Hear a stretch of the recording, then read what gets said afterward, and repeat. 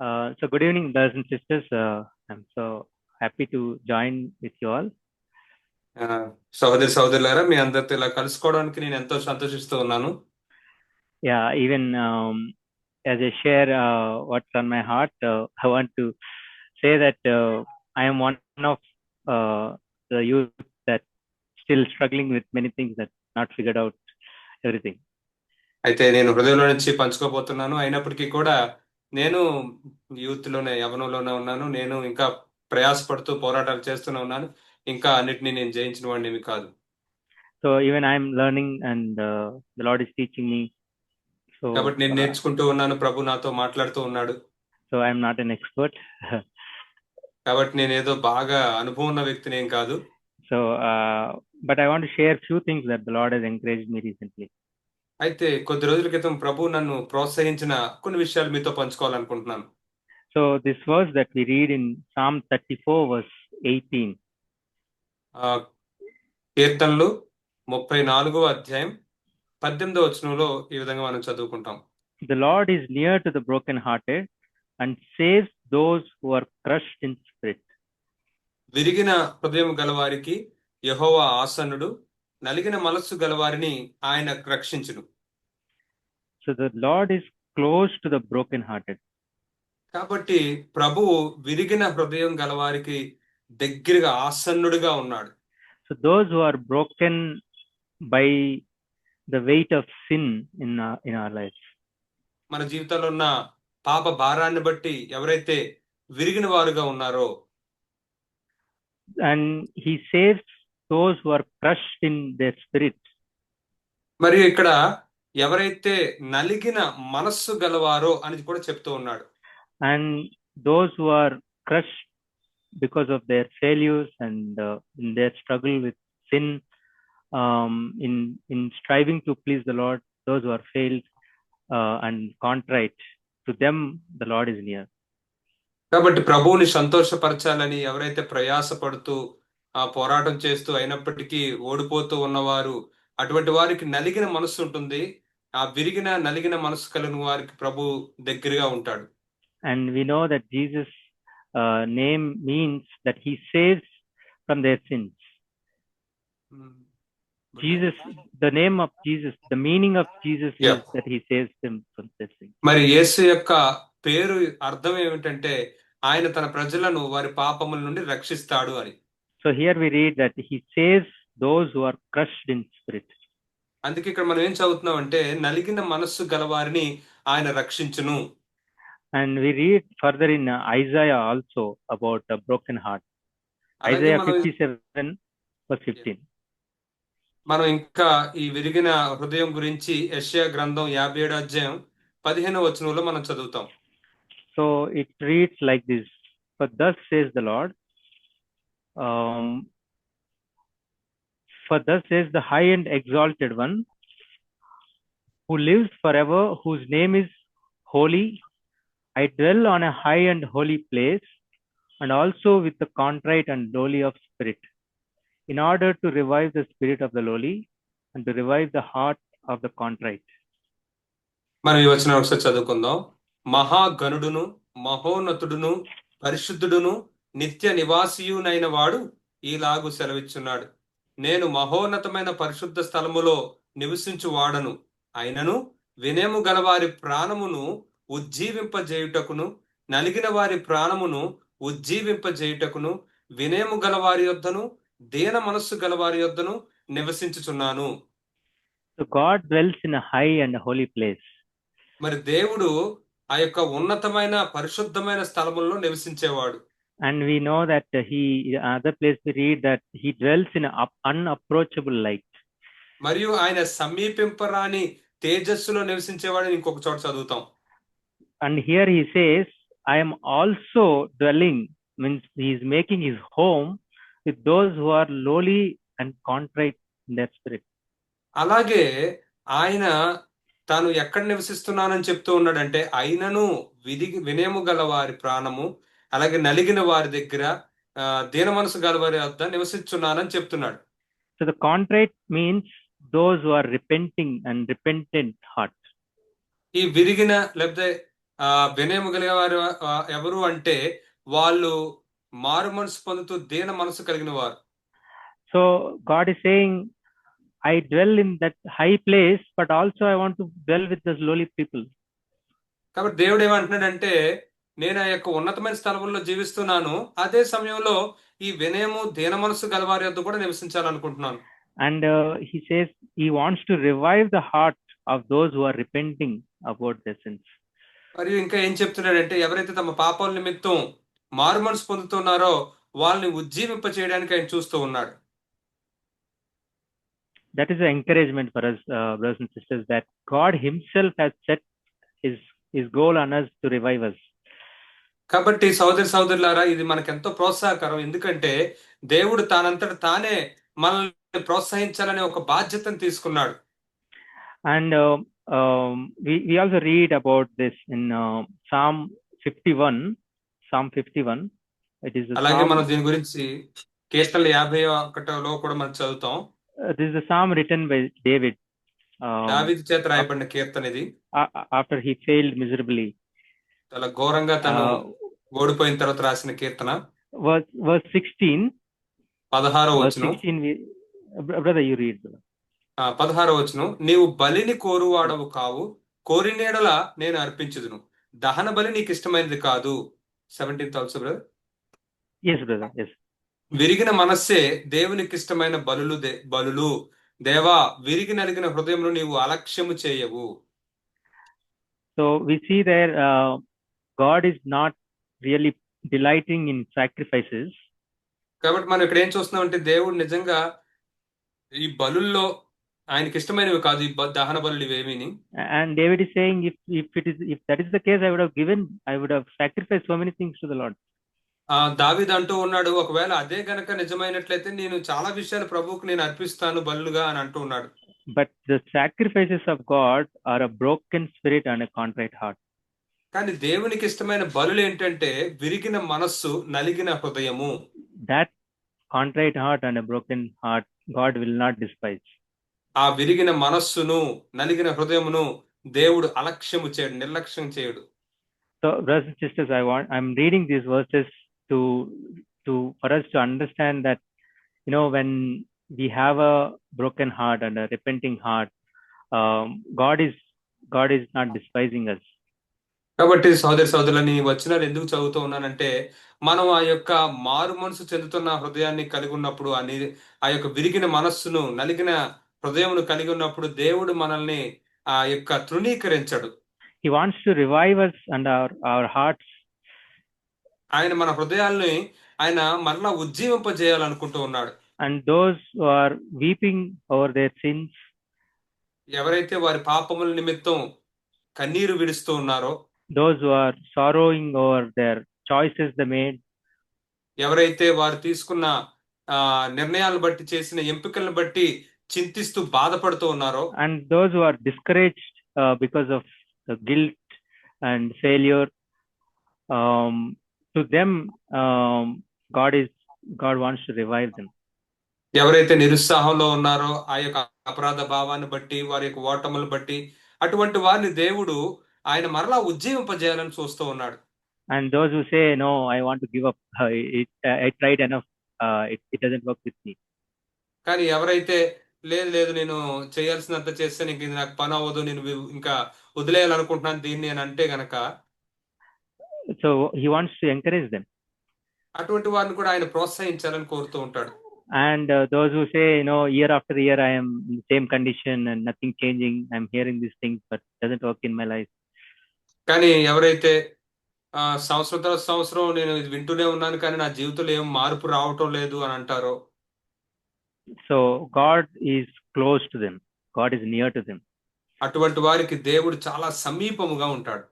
But one category of people, the Lord is far, it says. కానీ ఒక్క రకమైన వారికి మాత్రం దేవుడు చాలా దూరంగా ఉంటాడు అని ఇక్కడ చెప్తుంది. Psalm 138 కీర్తనలు 138 verse 6 we read. 6వ వచనం ఈ విధంగా చదువుతాం. Though the Lord is exalted, yet he regards the lowly, but the haughty he knows from far. యెహోవా మహోన్నతుడైనను, ఆయన దీనులను లక్ష్యపెట్టును, ఆయన దూరం నుండి గర్విష్ఠులను బాగుగా ఎరుగును. So God keeps a distance from the proud and haughty. కాబట్టి దేవుడు గర్విష్ఠుల నుండి, అహంకారుల నుండి చాలా దూరంగా ఉంటాడు. So those, if if we think that okay, I can make it by my own strength, ఒకవేళ నేను నా సొంత శక్తితో నేను దీన్ని చేయగలుగుతానని మనం అనుకుంటే, yeah, I am clever, I am intelligent, I can ఆ, depend on my own intelligence. నేను చాలా తెలివైన వాడిని, నాకు చాలా తెలివితేటలు ఉన్నాయి, నేను నా మీద నేను ఆధారపడగలను, I don't need to take advice. నేను ఎవరి దగ్గర సలహాలు తీసుకోవాల్సిన అవసరం లేదు. So to them, God is far. మరి అటువంటి వారికి దేవుడు చాలా దూరంగా ఉంటాడు. But those who are broken-hearted, God is near. కానీ ఎవరైతే ఆ యొక్క విరిగిన హృదయం కలిగి ఉంటారో వారికి మాత్రం ఆయన దగ్గరగా ఉంటాడు. I want to share two examples as time permits of those who come to a broken state, and we see how God dealt with them. అయితే సమయం అనుకూలిస్తే నేను ఒక 2 ఉదాహరణలు మీకు చూపించాలనుకుంటున్నాను. ఎవరైతే ఆ యొక్క విరిగిన హృదయం కలిగిన స్థితికి వచ్చారో వారి యెడల దేవుడు ఎలాగా ప్రవర్తించాడు, స్పందించాడో మనం చూస్తాం. So I want to share about a prodigal son story, the younger son. మరి తప్పిపోయిన కుమారుడి కథలో ఆ చిన్న కుమారుడి గురించి నేను చెప్పాలనుకుంటున్నాను. Luke chapter 15.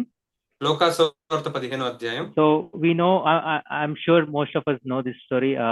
If you've been attending the church, you definitely heard this at some point in time. మీరు ఖచ్చితంగా సంఘానికి కనుక వస్తున్న వారైతే ఎప్పుడొకప్పుడు ఈ యొక్క కథ మీరు వినే ఉంటారని నేను భావిస్తున్నాను. So, but we learn. I want to show and believe that the Lord will speak to us afresh. అయితే నేను దీన్ని చదవాలనుకుంటున్నాను. ప్రభు మరలా మనతో తాజాగా మాట్లాడతాడని నేను నమ్ముతున్నాను. So the younger son said in verse 12, Luke chapter 15 verse 12, he said, "Father, give me the share of the estate that falls to me." అయితే లోక 15:12 వచనంలో చిన్న కుమారుడు ఏమన్నాడంటే, వారిలో చిన్నవాడు, తండ్రి ఆస్తిలో నాకు వచ్చి భాగము ఇమ్మని తన తండ్రిని అడిగాడు. So I believe that he is not acting here in ignorance. నేను నమ్మేది ఏంటంటే ఇతను తెలియక ఈ విధంగా చేస్తున్నాడని నేను అనుకోవట్లేదు. I think he would have thought about it, over the months and days. He would have come to a decision, deliberately taken a decision. ఏదో అనుకోకుండా తను ఏదో అడిగింది కాదు కానీ చాలా కాలం తను దాని గురించి ఆలోచించి ఉద్దేశపూర్వకంగానే ఆ నిర్ణయానికి వచ్చి ఉంటాడు. And he says, "Give me my estate. My part. I want to go." మరి నాకు రావాల్సిన భాగాన్ని నువ్వు నాకు ఇచ్చే, నేను వెళ్ళిపోవాలనుకుంటున్నాను అని చెప్తున్నాడు. So actually, when the father is alive, they shouldn't be dividing the property. మరి నిజానికి తండ్రి బతికుండగా ఆ యొక్క ఆస్తిని భాగాలు చేయకూడదు. So what the younger son is saying is, as far as I am concerned, you are dead to me. I want to go. అయితే ఈ చిన్నవాడు చెప్తున్న దాంట్లోంచి తన ఉద్దేశం ఏంటంటే, నా దృష్టిలో నువ్వు చనిపోయిన వాడివే, నేను వెళ్ళిపోవాలనుకుంటున్నానని చెప్తున్నాడు. But a good father, what he did, he divided his wealth between them. కానీ ఆయన మంచి తండ్రి ఉన్నాడు కాబట్టి వారిద్దరి మధ్య తన ఆస్తిని సరిచకం చేసి ఇచ్చేశాడు. And he went away. తను వెళ్ళిపోయాడు. Verse 13, he says, he squandered his estate with loose living. మరి తను 11వ వచనంలో చూసినట్లయితే ఆ చిన్న కుమారుడు సమస్తమును కూర్చుకొని దూరదేశంలో ప్రయాణమైపోయి అక్కడ తన ఆస్తిని దుర్వ్యాపారంలో పాడు చేశాడు. And he went to a far country and there is a famine there. అక్కడ తన దూరదేశం వెళ్ళిపోయిన తర్వాత అక్కడ గొప్ప కరువు వచ్చింది. And he began to be in need. ఆ తర్వాత తనకు అవసరం వచ్చింది. He lost all his money. తన యొక్క డబ్బు అంతా పోగొట్టుకున్నాడు. And now he doesn't have anything. ఇప్పుడు తన దగ్గర ఏమీ లేదు. So he went and applied for a job. కాబట్టి తను వెళ్ళి ఒక ఉద్యోగానికి అప్లై చేసుకున్నాడు. So the job description says he has to feed the pigs. That is the job description. మరి అక్కడ ఉద్యోగాన్ని ఏం చేయాలని వివరణ ఏముందంటే, ఆ ఉద్యోగులు తన పందులకి ఆహారం పెట్టాలి. And he was so hungry and he was not getting food because there is a famine in the country. ఆ దేశంలో కరువు ఉండడం వల్ల తనకి ఆహారం ఏం దొరకట్లేదు. And it says in verse 16, no one was giving anything to him. అయితే 16వ వచనంలో ఏం చెప్తుందంటే తనకి ఎవరు తినడానికి ఏమి ఇవ్వట్లేదు. And it says he was longing to fill his stomach with the pots that the swine were eating. అయితే వాడు పందులు తిను పొట్టుతో తన కడుపు నింపుకోవడానికి ఆశపడ్డాడు. How did he come to this place? ఈ స్థితికి తను ఎలా వచ్చాడు? A deliberate choice. చాలా ఉద్దేశపూర్వకంగా తీసుకున్న ఒకప్పుడు నిర్ణయం. So, brothers and sisters, sometimes we take our choices, we make our decisions. సోదరులారా, కొన్నిసార్లు మనం నిర్ణయాలు తీసుకుంటూ ఉంటాం. And we come to after years that we come to realize that we have taken wrong choices. మరి మనం తప్పుడు నిర్ణయం తీసుకున్నాము అని మనం ఒక గుర్తింపులోకి వచ్చిన తర్వాత, and we see here the choices that this person made brought him to such a pathetic condition that he is even happy if at least a pig's foot is given, he is happy. మరి ఇక్కడ మనం ఎటువంటి వ్యక్తిని చూస్తూ ఉన్నాం అంటే తను ఉద్దేశపూర్వకంగా తీసుకున్న ఒక నిర్ణయాన్ని బట్టి తను ఏ స్థితిలోకి వచ్చాడంటే పందులు తినేదాన్నైనా తిని కడుపు నింపుకోవడానికి ఇష్టపడుతూ ఉన్నాడు. So we read in verse 17 that he came to his senses. అయితే 17వ వచనం మనం ఏం చదువుతామంటే తనకు బుద్ధి వచ్చినప్పుడు. So in NASB it says he came to his senses, but in KJV it says he came to himself. అయితే NASBలో అయితే బుద్ధి వచ్చినప్పుడు అని ఉంది. KJVలో అయితే ఎలా ఉందంటే తనలోనికి తను వచ్చినప్పుడు అని ఉంది. Yeah, he came to himself. తన దగ్గరికి తాను వచ్చాడు మళ్ళా. So that's a good phrase. గృహలోకి వచ్చాడు అని చెప్పుకోవచ్చు. Yeah, that's a good phrase that stuck with me for a long time. చాలా కాలం ఆ మాట నా దగ్గర అలా ఉండిపోయింది. So I want to read like this. He came to end of himself. నేను దాని ఈ విధంగా చదవాలనుకుంటున్నాను. ఏంటంటే తన మీద తను ఆధారపడడం, తన విషయంలో తను చివరికి వచ్చాడు, ముగింపుకు వచ్చాడు. And he came to know his true self, what he is. తన స్వయం ఏమిటో, తన ఏంటో, నిజంగా తన స్థితి ఏంటో తను తెలుసుకున్నాడు. He came to know how foolish he is. ఎంత బుద్ధిహీనుడో అనే దాన్ని తను గుర్తించాడు. And when he came to that place, తను ఆ స్థితికి వచ్చినప్పుడు, and then we read he started to come to the Father. అప్పుడు మనం ఏం చదువుతున్నామంటే వాడు తిరిగి తన తండ్రి దగ్గరికి రావడం మనం చూస్తాం. So he was in the Father's house all these years before. మరి ఇంతకు ముందు తన అన్ని సంవత్సరాలు కూడా తండ్రి ఇంట్లోనే ఉన్నాడు. But he was not near to the Father. కానీ తండ్రికి సమీపముగా లేడు. But here he came to the end of himself, and then when next we read that he is close to the Father. అయితే ఇక్కడ మనం ఏం చదువుతున్నాం అంటే తన విషయంలో ముగింపుకు వచ్చిన తర్వాత తన తండ్రికి సమీపంగా ఉన్నాడు అని చదువుతున్నాం.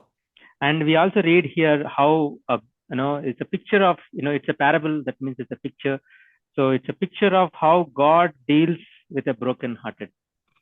కాబట్టి ఇది విరిగిన హృదయం గలవారితో దేవుడు ఎలాగా వ్యవహరిస్తాడు అనే దానికి ఇది ఒక సాదృశ్యం. And we read that just a second. So we read that in verse 20. తర్వాత మనం 20వ వచనంలో ఈ విధంగా చదువుతాం. So while he was still a long way off, his father saw him and felt compassion for him and ran and embraced him and kissed him. వాడు ఇంకా దూరంగా ఉన్నప్పుడు తండ్రి వానిని చూచి కనికరపడి పరిగెత్తి వాని మెడ మీద పడి ముద్దు పెట్టుకున్నాడు. So that is the picture that comes to me, that when we are broken hearted, when we come to the end of ourselves, and when we come to realize this overcoming sin is it's not possible with my own strength, and when we come to that repentant heart, God runs towards us. మరి మనం ఈ విధంగా విరిగిన హృదయం కలిగి ఉన్నప్పుడు, మన విషయమే మనం ముగింపుకు వచ్చినప్పుడు, మన సొంత ప్రయత్నాలతో మన పాపాన్ని జయించలేము అని చెప్పి మనం మారుమనసు పొందుతున్నప్పుడు మనం ఇటువంటి స్థితిలోనికి మనం వస్తాం. So brothers and sisters, if any of us here who is discouraged, thinking that we cannot live this Christian life that we hear in the church, మరి ఎవరైనా సంఘంలో వింటున్న ఈ క్రైస్తవ జీవితం జీవించలేము అని గనక నిరుత్సాహపడుతున్నారు ఎవరైనా ఉంటే, So this is the encouragement that came to me many times, that God is setting his heart towards us. అయితే ఈ ప్రోత్సాహమే నాకు అనేక సార్లు వస్తూ ఉండేది. ఏంటంటే దేవుడు తన యొక్క హృదయాన్ని నా మీద కుమరిస్తూ ఉంటాడు. God is running towards us. దేవుడు మన వైపుగా పరిగెత్తుకుంటూ He is వస్తాడు. embracing us. మనల్ని కౌగిలించుకుంటాడు. He is kissing us. ఆయన మనల్ని ముద్దు పెట్టుకుంటాడు. But if I say I can do this in my own strength, he is far from us. కానీ నేను దీన్ని నా సొంత శక్తితో నేను చేసేయగలను అని అనుకుంటే గనక ఆయన మనకు చాలా దూరంగా ఉంటాడు. So the story ends in celebration. They killed the fattened calf. They started to be merry. So verse 24 end, it says, and they began to be merry. అయితే తర్వాత వాళ్ళు ఆ యొక్క సంతోషంగా సమయాన్ని గడిపారు, సంబరం చేసుకున్నారు, కొవ్విన దూడను తెచ్చి వధించారు. అయితే ఈ చివర్లో ఇది ఎలా ముగుస్తుందంటే 24 వచ్చిన చివర్లో చూస్తే అంతటా వారు సంతోషపడసాగిరి. Yeah. So when we come to that lowly place, that's when we realize the joy of the Lord. కాబట్టి ఎప్పుడైతే మనం ఆ యొక్క చిన్న స్థాయికి, ఆ తక్కువ స్థాయికి మనం వస్తామో అప్పుడు మనం ప్రభువులో నిజముగా ఆనందించగలుగుతాం. And another example I want to go look at, says John chapter 5. ఇంకొక ఉదాహరణ నేను చెప్పాలనుకుంటుంది ఏంటంటే యోహాను సువార్త 5వ అధ్యాయంలో ఉంది.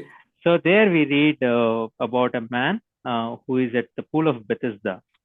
అక్కడ మనం బెతెస్దా కోనేరు దగ్గర ఉన్న ఒక వ్యక్తి గురించి మనం చదువుతాం. So I think so John chapter 5 starts with the story. యోహాను సువార్త 5వ అధ్యాయం ఈ కథతోనే మొదలవుతుంది. So it says that in the verse 1, Jesus went up to Jerusalem. ఇక్కడ ఒకటో వచనంలో యేసు యెరూషలేముకు వెళ్ళెను అని మనం చదువుతాం. So Jesus is not staying in Jerusalem, but he came to Jerusalem because there was a feast of Jews.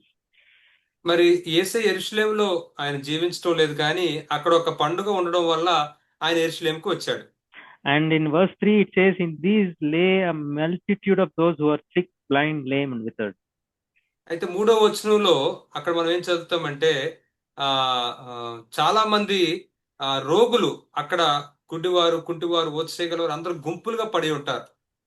Verse 6 it says Jesus saw this particular man lying there and knew that he had already been in a long time in that condition, and then he came and met him.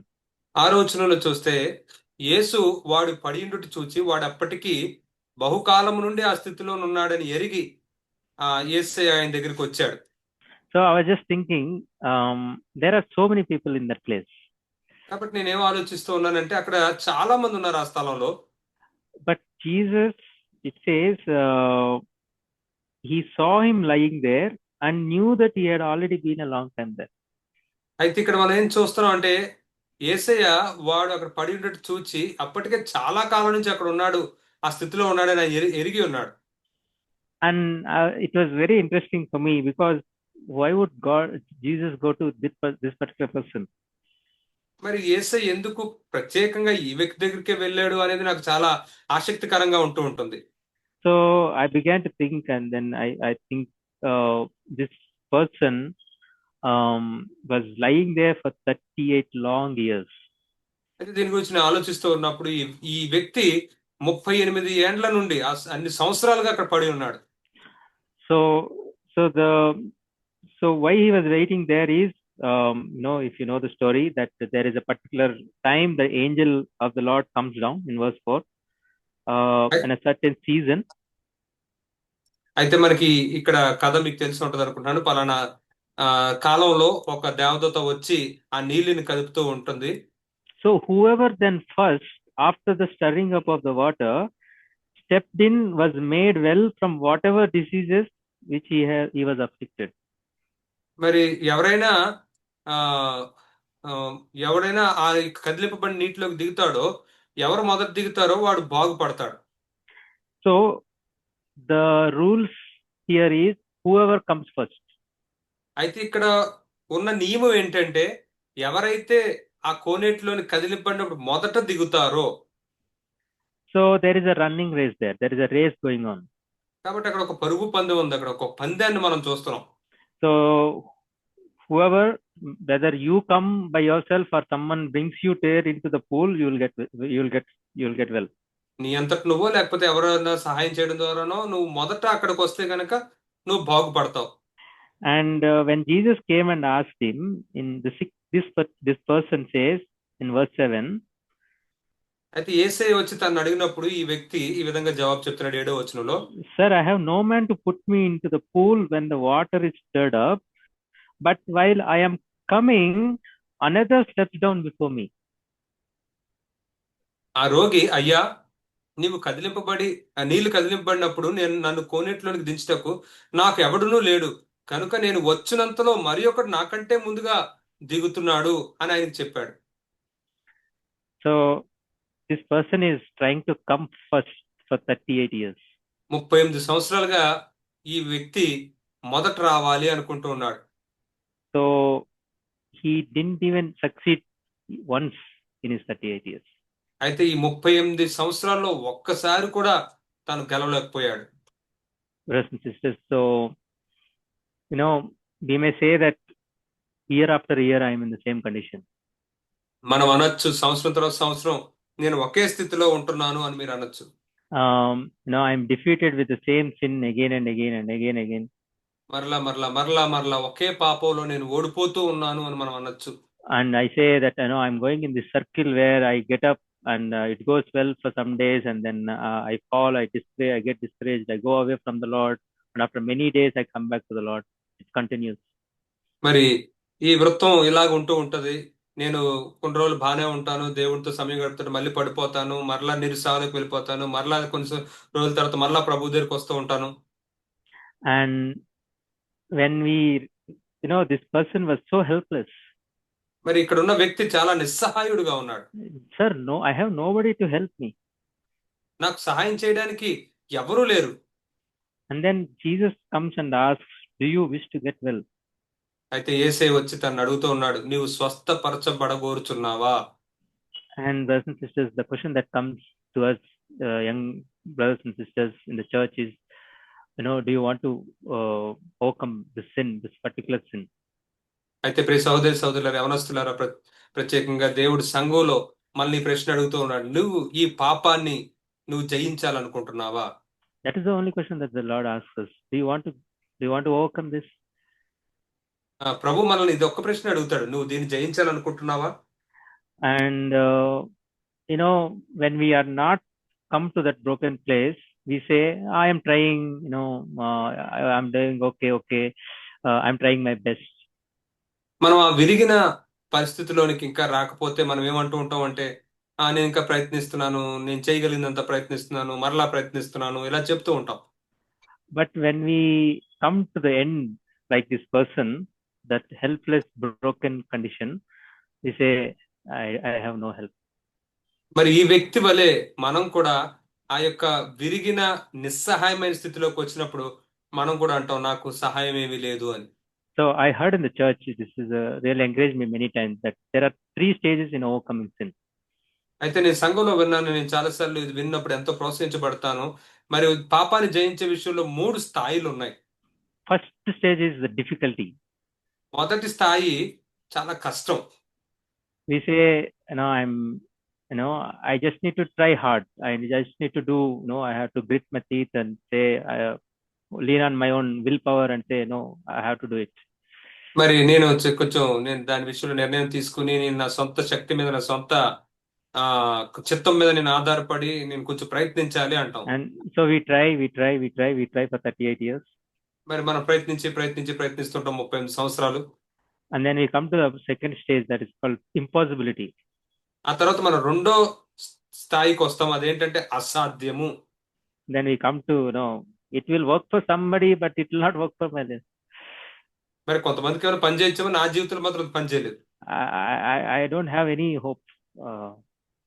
నాకైతే ఏం నిరీక్షణ లేదు. And from that place, the third stage is done, where we overcome sin. ఆ తర్వాత మూడో స్థాయికి వస్తాం, అక్కడ మనం పాపాన్ని జయించగలుగుతాం. So when we come to the place of impossibility, that's when the Lord fills us with the Holy Spirit and gives us the spirit of grace. ఎప్పుడైతే మనం అసాధ్యమైన స్థాయిలోకి వస్తామో అప్పుడు ప్రభు మనల్ని చూసి ఆయన యొక్క పరిశుద్ధాత్మను మనకిస్తాడు. Um, you know, but God waits to give us the grace and hold us with the arms of grace, the grace that can lift us up from that state. మరి ఆ స్థితిలో నుంచి మనల్ని పైకి లేవనెత్తే ఆ యొక్క కృపని, ఆయన కృప హస్తాల్ని మనకి ఇచ్చి ఆయన లేపుతూ ఉంటాడు. And Jesus said to this man, "Arise, take up your pallet and walk." మరి యేసయ్య ఈ వ్యక్తితో ఇలా అన్నాడు, నీవు లేచి నీ పరుపెత్తుకొని నడువు. And when we come to that helpless state, God says, my grace is sufficient for you. మరి ఎప్పుడైతే మనం ఆ నిస్సహాయ స్థితిలోకి వస్తామో దేవుడు అంటాడు, నా కృప నీకు చాలు అని చెప్తాడు. Brothers and sisters, this is what I wanted to share. The God is close to the broken-hearted. సోదరి సోదరులారా, ఇదే నేను మీతో పంచుకోవాలనుకున్నాను. దేవుడు విరిగిన హృదయం కల వారికి దగ్గరగా ఉంటాడు.